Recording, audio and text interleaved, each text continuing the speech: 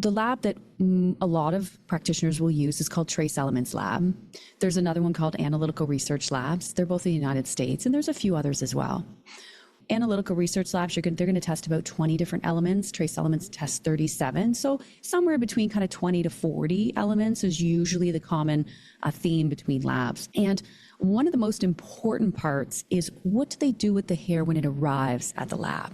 That is a key point. And so there should be a standard protocol in place where the hair is simply rinsed with distilled or reverse osmosis water and then tested.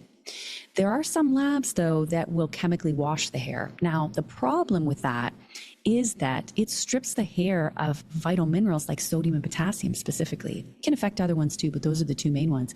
And I just talked about how important the sodium to potassium ratio is, right? So if we don't have proper numbers for those levels, it makes it really hard for us to know exactly how that person's body is actually functioning.